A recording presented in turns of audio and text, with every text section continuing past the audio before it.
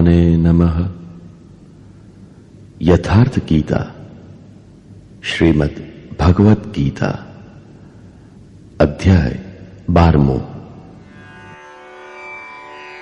11મા અધ્યાયના અંતમાં શ્રી કૃષ્ણએ વારંવાર ભારપૂર્વક કહ્યું કે હે અર્જુન, મારું આ સ્વરૂપ જે તે જોયું તે તારા સિવાય પહેલા ન કોઈએ જોયું છે અને ન તો ભવિષ્યમાં કોઈ એને જોઈ શકશે.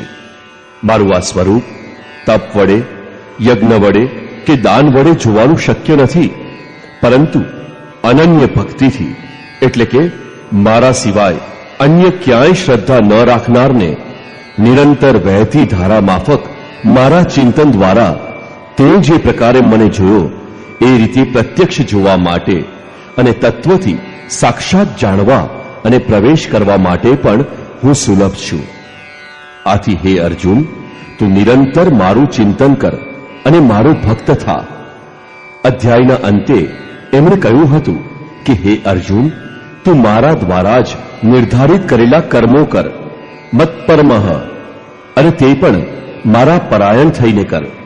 અનન્ય ભક્તિ જ એનું માધ્યમ છે.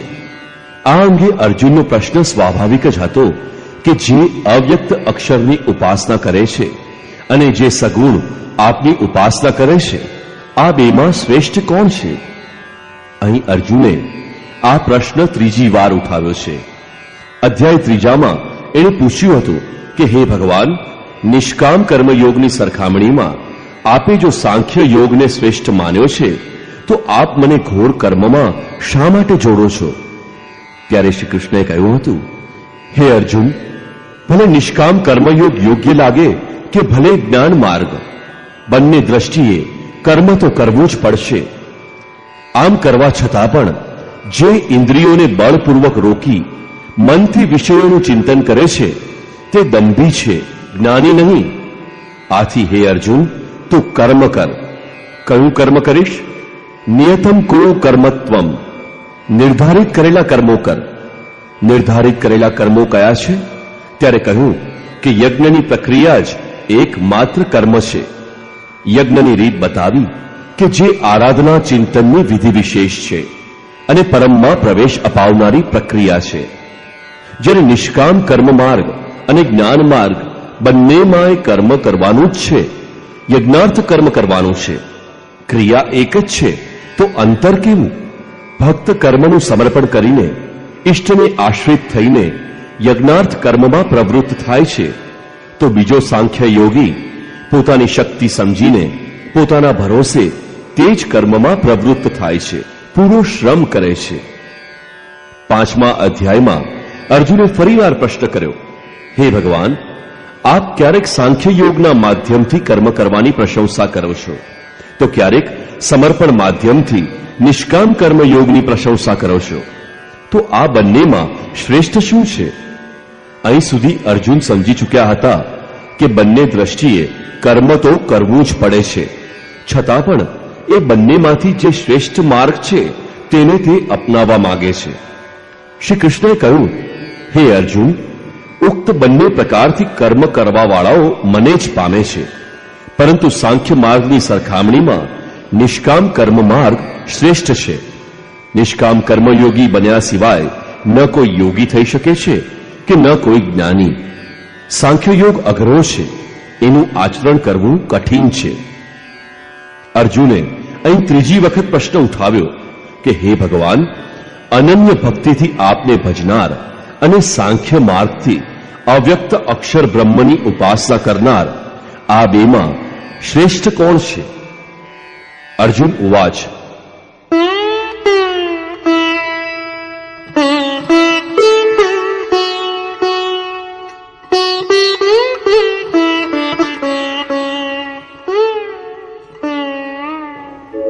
एवं सततयुक्ताये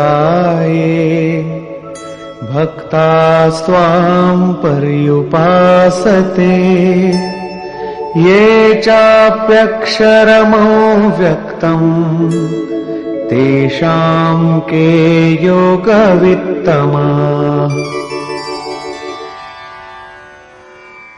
एवं अर्थात આ પ્રકારે કે જેનો વિધિ હમણાં જ બતાવ્યો છે, બરાબર તે જ પ્રમાણે અનન્ય ભક્તિથી આપનું શરણ લઈને નિરંતર આપમાં જોડાઈ રહી વિશેષ ભાવે આપને ઉપાસે છે, અને બીજાઓ કે જે આપ પરમેશ્વરનું શરણ ન લેતા સ્વતંત્ર રૂપથી પોતાનામાં વિશ્વાસ રાખી એ અક્ષય અને અવ્યક્ત સ્વરૂપની ઉપાસના કરે છે, જેમાં આપ પણ સ્થિત છો જ. આવા બે પ્રકારના ભક્તોમાં અધિક ઉત્તમ યોગવેત્તા કોણ છે? આ વિશે યોગેશ્વર શ્રી કૃષ્ણએ કહ્યું. શ્રી ભગવાન ઉવાચ,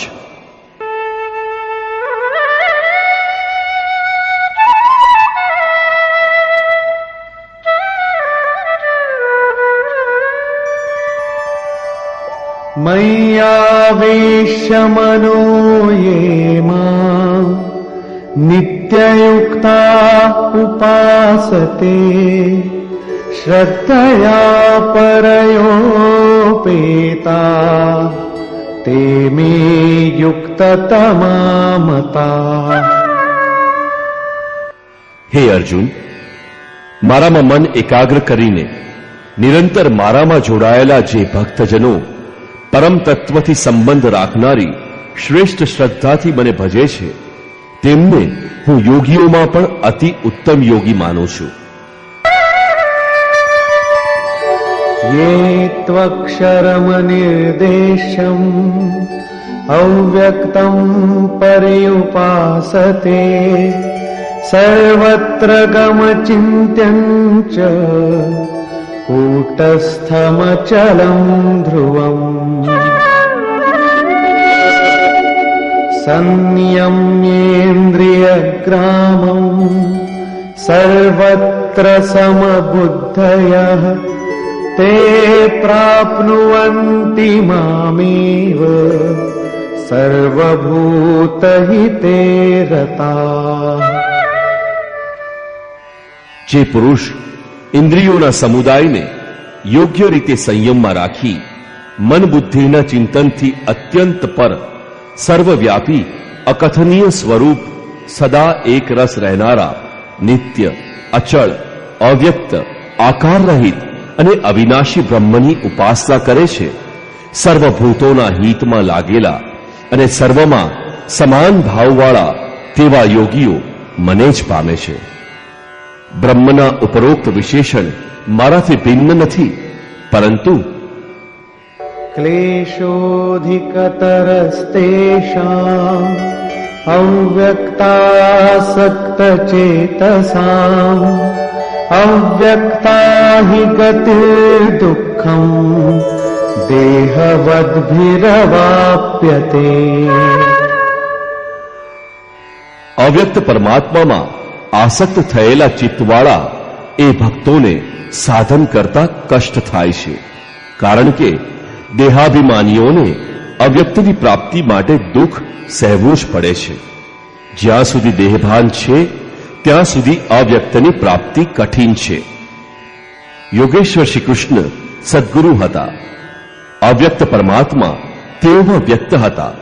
તેઓ કહે છે કે મહાપુરુષનું શરણ ન ગ્રહીને જે સાધક પોતાની શક્તિ સમજી આગળ વધે છે કે હું અમુક અવસ્થામાં છું, આનાથી આગળ હું આ અવસ્થા પ્રાપ્ત કરીશ, હું મારા જ અવ્યક્ત શરીરને પામીશ, તે મારું જ રૂપ હશે, તે હું છું, આ પ્રકારે વિચારીને પ્રાપ્તિની પ્રતીક્ષા ન કરતા પોતાના શરીરને જ સોહમ કહેવા લાગે છે.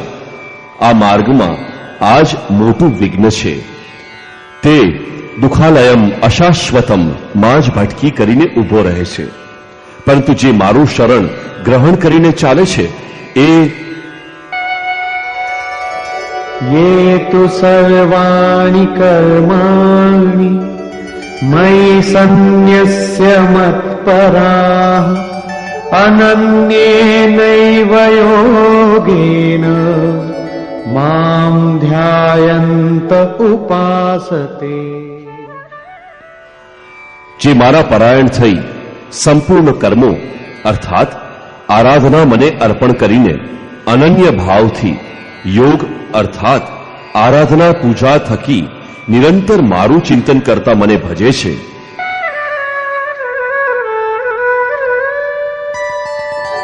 तेषामहं समुद्धर्ता मृत्यु संसार सागरात् भवामि न चिरात् पार्थ मय्यावेशित चेतसाम्। કેવળ મારામાં જ ચિત્ત રાખનારા તેવા ભક્તોને હું મૃત્યુરૂપી સંસારથી ત્વરિત ઉદ્ધાર કરું છું. આ રીતે ચિત્ત લગાડવાની પ્રેરણા અને વિધિ પર યોગેશ્વર શ્રી કૃષ્ણ પ્રકાશ પાડે છે.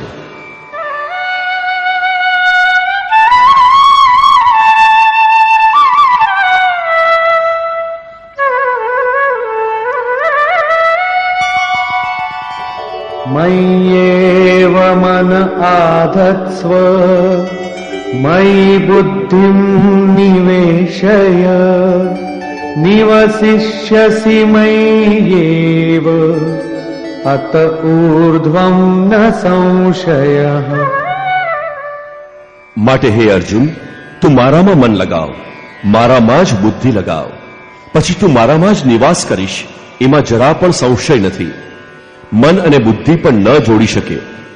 અર્જુને પાછળ જ કહ્યું છે કે મનને રોકવું એ વાયુની જેમ દુષ્કર છે. તો મન અને બુદ્ધિ પણ ન જોડી શકે એ વિશે યોગેશ્વર શ્રી કૃષ્ણ કહે છે,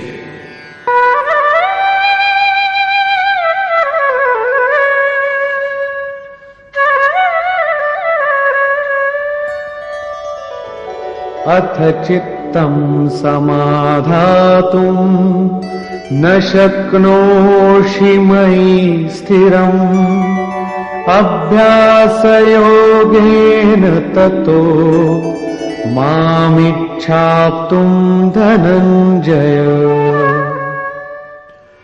અગર મારામાં મનને અચલ સ્થિર કરવા તું સમર્થ નથી તો હે અર્જુન, યોગના અભ્યાસ દ્વારા મને પ્રાપ્ત કરવાની ઈચ્છા કર.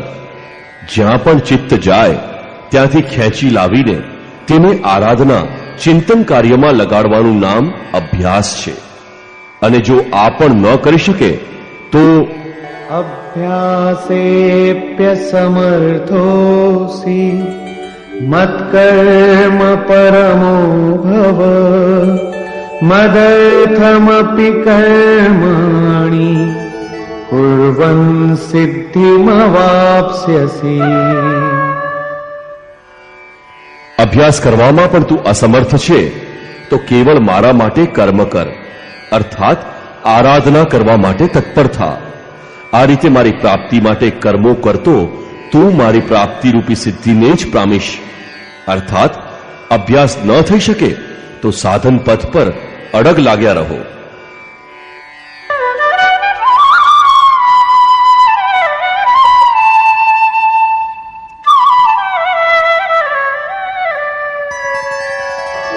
अथैतदप्यशक्तोऽसि कर्तुं मद्योगमाश्रितः सर्वकर्मफलत्यागम् ततः कुरु यतात्मवान्। આ કર્મ કરવામાં પણ જો તું અસમર્થ હોય તો સર્વ કર્મોના ફળનો ત્યાગ કર, અર્થાત લાભ હાનિની ચિંતા છોડી મદ્યોગ ના આશ્રિત બની, અર્થાત સમર્પણ સાથે આત્મવાન મહાપુરુષના શરણમાં જા. તેમનાથી પ્રેરાઈને કર્મ સ્વતઃ થવા લાગશે. સમર્પણની સાથે કર્મફળનું મહત્વ બતાવતા શ્રી કૃષ્ણ કહે છે,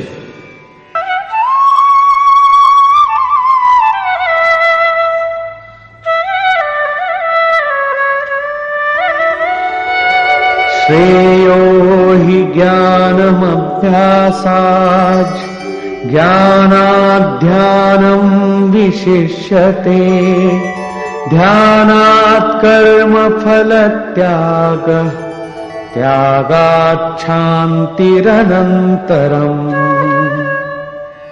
હે અર્જુન, કેવળ ચિત્તને રોકી અભ્યાસથી જ્ઞાન માર્ગ દ્વારા કર્મમાં પ્રવૃત્ત રહેવું શ્રેષ્ઠ છે. જ્ઞાનના માધ્યમથી કર્મને કાર્યનું રૂપ આપવા કરતા ધ્યાન શ્રેષ્ઠ છે, કારણ કે ધ્યાનમાં ઈષ્ટ ભગવાન રહ્યા કરે છે. ધ્યાન કરતા પણ સર્વ કર્મોના ફળનો ત્યાગ શ્રેષ્ઠ છે, કારણ કે ઈશ્વર પ્રત્યે સમર્પણની સાથોસાથ યોગ પર દ્રષ્ટિ રાખીને કર્મફળનો ત્યાગ કરવાથી તેના યોગક્ષેમની જવાબદારી ઈશ્વરની થઈ જાય છે. માટે આ ત્યાગથી તે તત્કાળ જ પરમ શાંતિને પામે છે. અહીં સુધી યોગેશ્વર શ્રી કૃષ્ણએ વર્ણવ્યું કે અવ્યક્તની ઉપાસના કરનાર જ્ઞાન માર્ગેથી સમર્પણ કરીને કર્મ કરનાર નિષ્કામ કર્મયોગી શ્રેષ્ઠ છે. બંને એક જ કર્મ કરે છે, પરંતુ જ્ઞાન માર્ગમાં વિઘ્ન વધારે છે. તેના લાભ હાનિની જવાબદારી સ્વયં પર રહે છે, જ્યારે સમર્પિત ભક્તની જવાબદારી મહાપુરુષ ઉપર હોય છે. આથી કર્મફળના ત્યાગ દ્વારા તે શીઘ્ર શાંતિને પામે છે. હવે શાંતિ પ્રાપ્ત પુરુષના લક્ષણ ભગવાન બતાવે છે. અદ્વેષ્ટા સર્વભૂતાનાં મૈત્રઃ કરુણ એવ ચ નિર્મમો નિરહંકાર સમદુઃખ સુખ ક્ષમી. આ રીતે શાંતિ પામેલો જે પુરુષ સર્વભૂતોના દ્વેષ ભાવ નથી કરતો, સર્વોનો પ્રેમી, હેતુ રહિત, દયાળુ છે અને જે મમતા રહિત, અહંકાર રહિત, સુખ દુઃખમાં સમાન ભાવવાળો અને ક્ષમાવાન છે.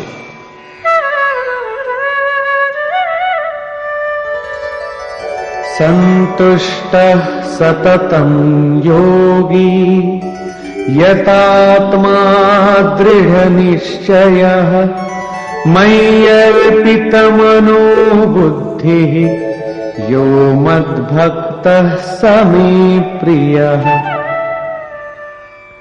જે નિરંતર યોગીની પરાકાષ્ઠાથી યુક્ત છે, લાભ તથા હાનિમાં સંતુષ્ટ છે, મન તથા ઇન્દ્રિયો સહિત શરીરને વશમાં કરીને દ્રઢ નિશ્ચયવાળો થયો છે, તે મારામાં અર્પિત મન બુદ્ધિવાળો મારો ભક્ત મને પ્રિય છે. યસ્માન્નો દ્વિજતે લોકો લોકાન્નો દ્વિજતે ચ યઃ હર્ષામર્ષ ભયોદ્વેગૈર મુક્તો યઃ સ ચ મે પ્રિયઃ. જેનાથી કોઈ પણ જીવને ઉદ્વેગ થતો નથી અને જે પોતે પણ કોઈ જીવથી ઉદ્વિગ્ન થતો નથી, હર્ષ, સંતાપ, ભય અને સમગ્ર વિક્ષોભોથી મુક્ત છે, એ ભક્ત મને પ્રિય છે. સાધકો માટે આ શ્લોક અત્યંત ઉપયોગી છે. એમણે એવી રીતે રહેવું જોઈએ કે એના દ્વારા કોઈના પણ મનને ઠેસ ન લાગે. આટલું તો સાધક કરી જ શકે, પરંતુ બીજા લોકો આ આચરણ નહીં આચરે. એ તો સંસારી છે જ, એઓ તો આગ ઓકશે, કંઈ પણ કહેશે, પરંતુ સાધકના હૃદયમાં તો અનેક લોકો દ્વારા અર્થાત તેઓએ પહોંચાડેલા આઘાતથી ઉથલ પાથલ ન થાય. તેની સુરતા ચિંતનમાં જ લાગી રહે, ક્રમ તૂટે નહીં. દાખલા તરીકે નિયમાનુસાર તમે રસ્તાની ડાબી બાજુ ચાલી રહ્યા છો. કોઈ દારૂ પીને સામેથી આવતો હોય ત્યારે તેનાથી બચવાની જવાબદારી તમારી પોતાની જ છે.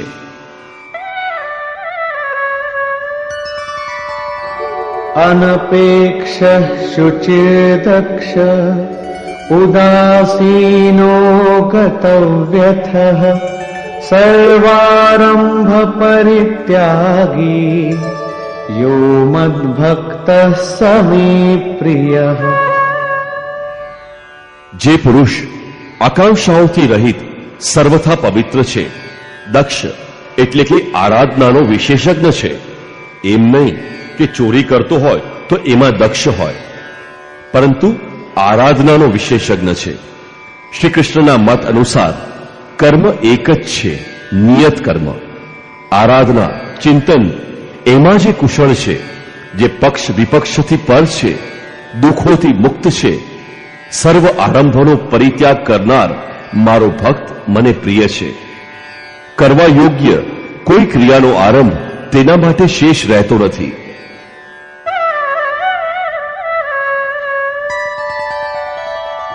यो न हृष्यति न द्वेष्टि न शोचति न काङ्क्षति शुभाशुभ परित्यागी भक्तिमान्यः स मे प्रियः। જે ક્યારેય હર્ષ પામતો નથી, દ્વેષ કરતો નથી, શોક કરતો નથી કે કામના કરતો નથી, તેમજ શુભ અને અશુભ સંપૂર્ણ કર્મોના ફળનો ત્યાગી છે. જ્યાં કોઈ શુભ અલગ નથી, અશુભ શેષ રહેતું નથી, તે ભક્તિની આ પરાકાષ્ઠાવાળો પુરુષ મને પ્રિય છે.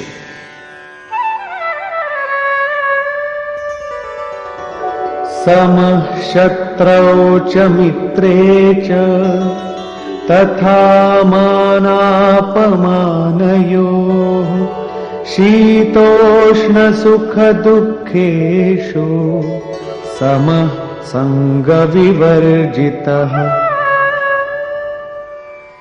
જે પુરુષ શત્રુ અને મિત્રમાં માન તથા અપમાનમાં સમાન બુદ્ધિવાળો છે, જેના અંતઃકરણની વૃત્તિઓ સર્વથા શાંત છે, જે શીત ગરમી સુખ દુઃખોના દ્વંદ્વમાં સમાન ભાવવાળો અને આસક્તિ રહિત છે, તથા तुल्य निन्दास्तुतिर्मौनी संतुष्टो येन केनचित् अनिकेतः स्थिरमतिर् भक्तिमान् मे प्रियो नरः। જે નિંદા અને સ્તુતિને સમાન સમજે છે, મનનશીલતાની ચરમ સીમા પર પહોંચીને જેની મન સહિતની સર્વ ઇન્દ્રિયો શાંત થઈ ચૂકી છે, તેમજ કોઈ પણ પ્રકારે થતા શરીર નિર્વાહમાં જે સદૈવ સંતુષ્ટ છે, જે પોતાના નિવાસ સ્થાનમાં મમતાથી પર છે, તેવો ભક્તિની પરાકાષ્ઠા પર પહોંચેલો સ્થિર બુદ્ધિવાળો પુરુષ મને પ્રિય છે.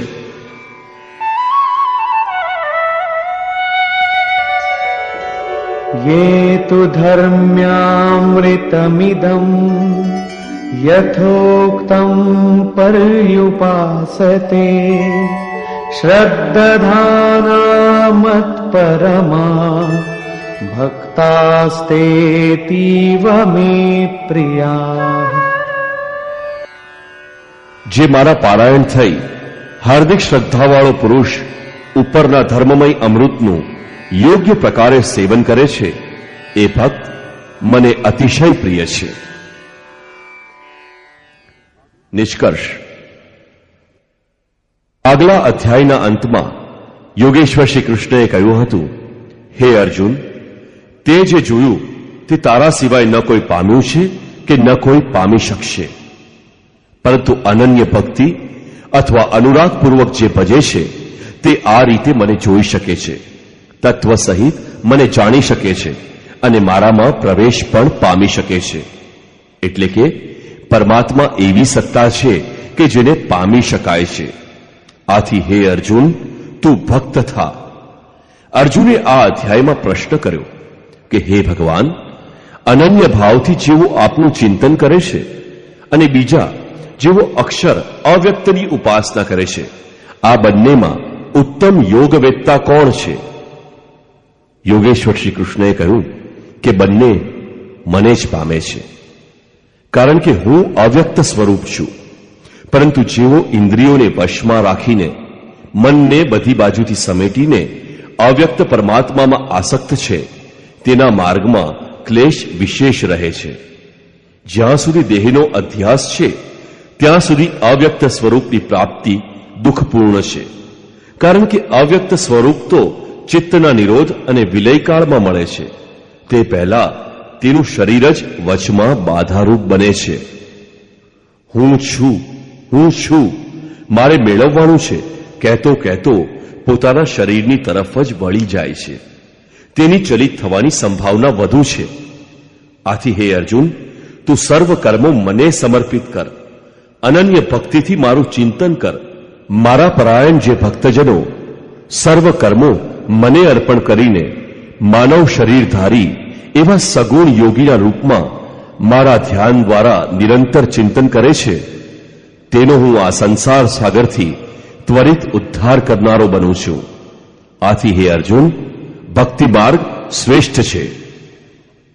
હે અર્જુન, મારામાં મન લગાવ.